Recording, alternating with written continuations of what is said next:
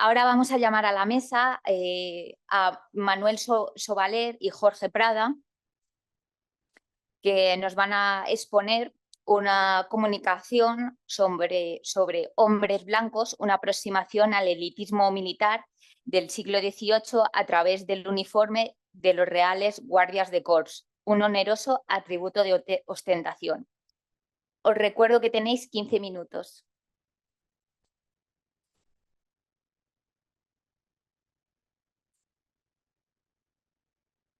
Bueno, lo primero de todo, buenas tardes. Nos gustaría dar a los dos las gracias a la organización por permitirnos exponer parte de los avances de nuestras investigaciones de tesis doctoral.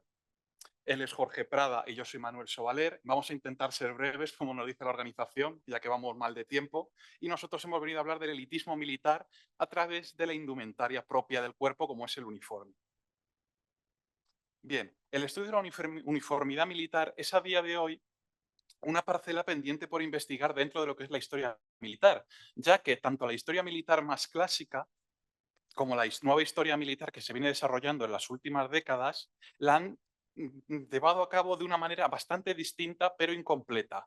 Nos referimos a que, por un lado, la historia militar más clásica la atendió de una forma mucho más descriptiva y sin rigor académico en una investigación crítica por detrás de ese cuerpo de trabajo, mientras que la nueva historia militar lo ha considerado como algo menor y algo que ha dejado aparte, exceptuando lo que vino siendo el costo de los uniformes. Si hablamos del uniforme militar, nos hallamos ante una indumentaria que en el plano visual se identificaría con la representación del mundo castrense en el conjunto de la sociedad, ya que, como todos sabemos, la vestimenta es una forma de expresión para el individuo, pero que si esta es impuesta, alude más bien a la institución representada. A nuestro juicio, todas estas características deben valorarse especialmente al estudiar el uniforme de las guardias de corps en el siglo XVIII, por ser consustancial a una unidad especialmente significativa y privilegiada. El origen de la significación que adquirieron sus uniformes se remonta a un proceso que se inició a comienzos del siglo XVIII, cuando la monarquía buscó atraer de nuevo a la nobleza a la milicia. Para ello se buscó introducir características que facilitasen su ascenso en el escalafón, así como un sistema que distinguiese los aspectos de la vida militar, y ninguno mejor en el plano de la representación que el uniforme. La vestimenta de los guardias de corps, además de destacar su rango y su posición social mediante características tan concretas como costosas, por ejemplo sus bandoleras, o representar su esprit de corps, fueron un factor de distinción y un símbolo de ostentación. Todas estas particularidades se aplicaron como un elemento diferenciador respecto al conjunto de todo el ejército, de esa microsociedad que era el ejército, pero también respecto al conjunto de la sociedad. Una pequeña inciso en la presentación es que hemos querido comentar cómo las fuentes para el estudio de la uniformidad militar se hallan en un elevado volumen, así como una amplitud cronológica y el elevado número de cuerpos y unidades militares que hubo en la España del siglo XVIII. También debemos aludir a una gran dispersión geográfica en diferentes archivos y localizaciones, así como en subsecciones, ya que no hay quitando el apartado económico, no hay ningún apartado en concreto relativo a la uniformidad. Por otro lado, debemos recordar además la incidencia de avatares históricos que en el caso de los guardias de corps ha destruido parte de la documentación, pero que esto puede ser paliado por otros cauces, ya que creemos que este tema dista mucho de cerrarse con el presente trabajo, ya que de hecho si surgieran nuevas fuentes sería susceptible de ser ampliado en un futuro. Bien, dentro del conjunto de unidades militares que compusieron el ejército español en el siglo XVIII se encontraban las denominadas tropas de la Casa Real, cuya función prioritaria fue la escolta del monarca y de su familia. Sin embargo, varios de los cuerpos también pudieron participar en conflictos bélicos, como podían ser las Reales Guardias de Infantería. Su función les confirió un carácter bastante elitista que se manifestó a través de la vía de ascenso y de ingreso, y en el hecho de que su oficialidad estuviera compuesta por lo más granado de la nobleza. Dentro de dicho ejército cortesano destacaba por sus preeminencias las Reales Guardias de Corps, entre las otras unidades. Estas habían sido creadas el 12 de junio de 1704 a imitación de lo que imperaba en Francia. Las 4 compañías de la Guardia de Corps, en un principio, 2 españolas, una italiana y otra flamenca. Aunque nos gustaría haber comentado más someramente la evolución del cuerpo, como vamos un poco justos con el tiempo, vamos a saltárnoslo. Lo importante es que tras el suceso del banquillo de 1705, de la Capilla Real, supuso su definitivo establecimiento dentro de lo que fue la estructura militar cortesana.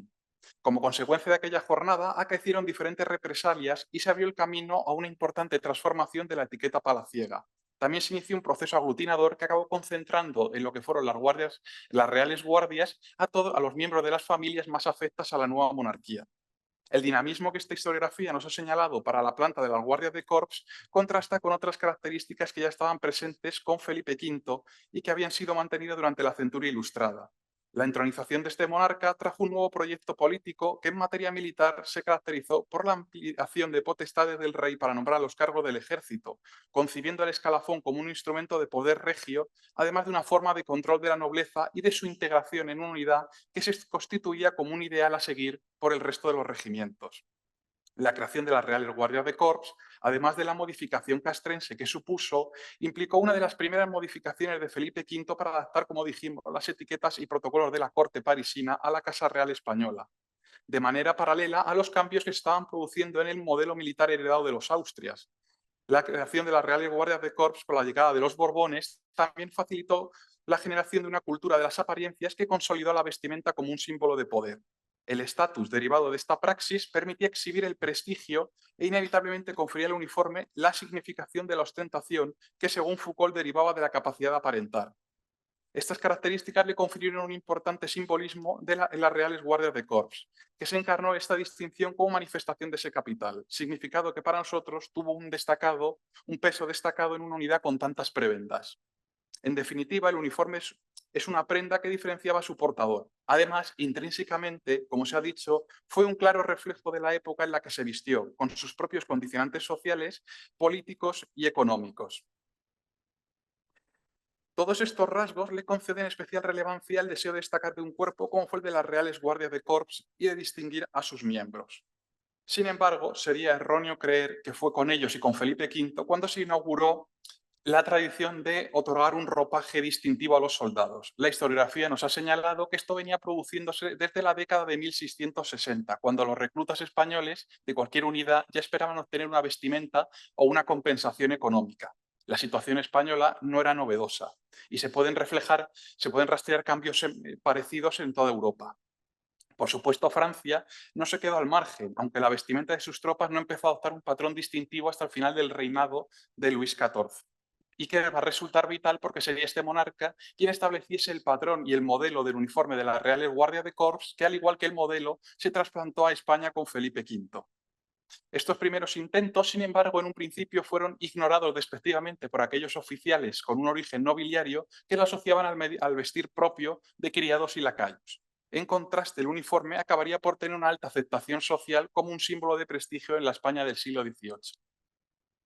Bien, el rechazo a la introducción de los uniformes fue algo que se manifestó en la Guardia de Corps y en sus miembros, aunque no directamente asociado con su uniforme, ya que los cuerpos de tropas de la Casa Real en España, la Guardia Real, ya tenía una tradición de vestir por lo menos un patrón de color distintivo.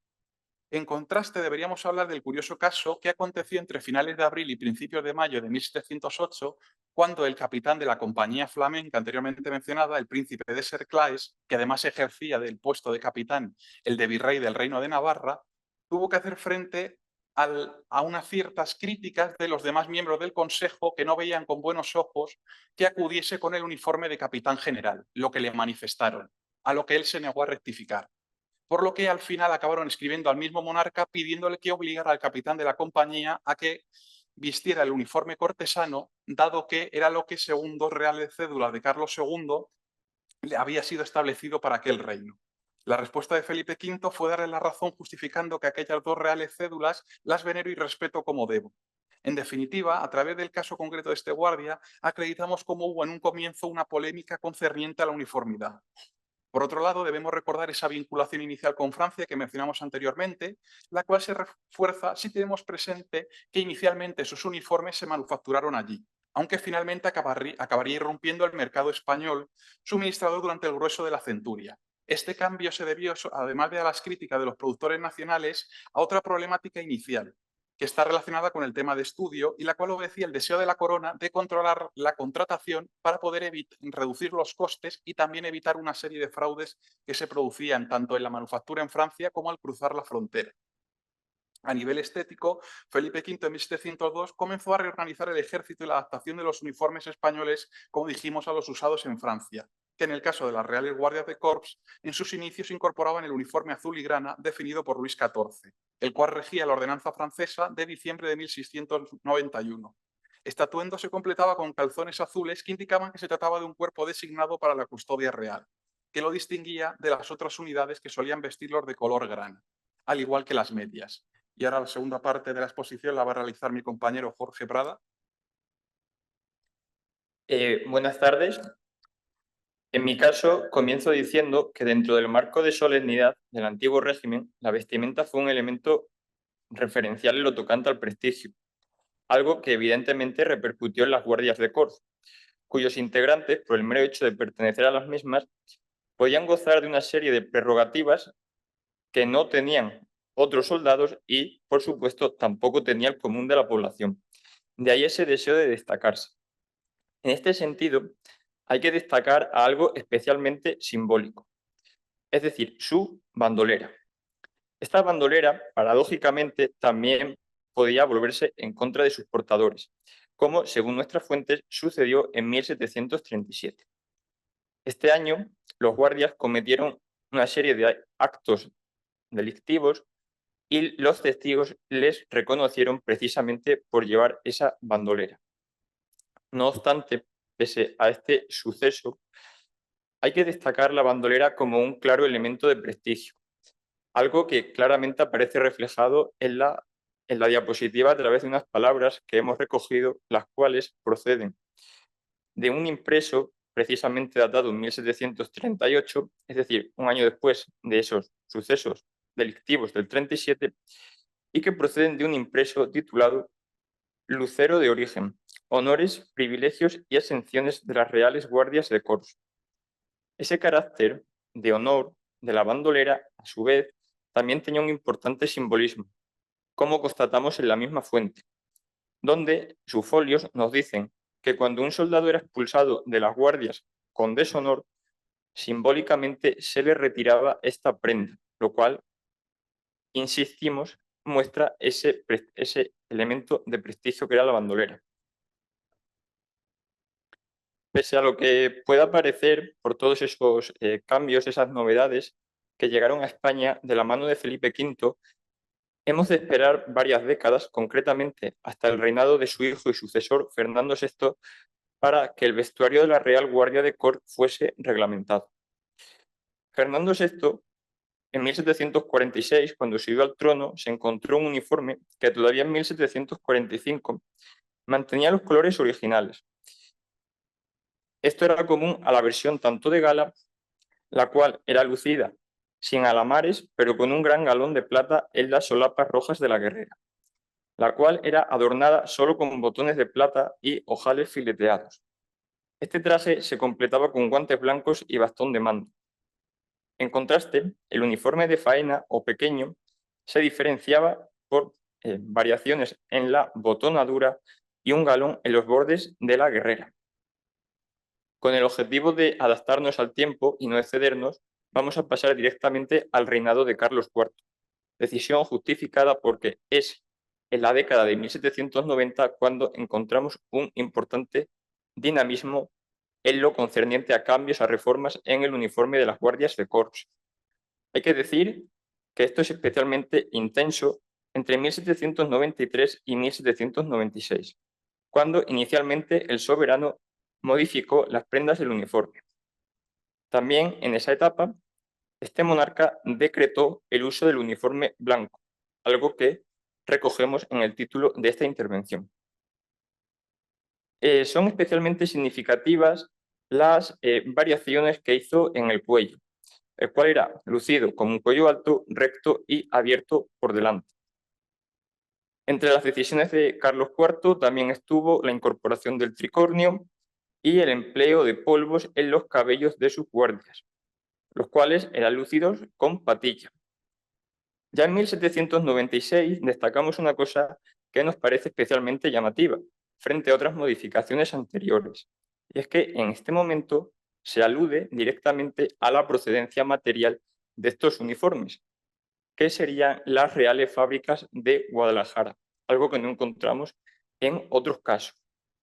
Hay que decir que este afán real, regio, por dictaminar el atuendo de los guardias de corps solo sería atenuado en el siglo XIX, cuando se resolvió una apariencia que mantenía ese uniforme blanco y un uniforme blanco de solapas y un alto tocado como sombrero.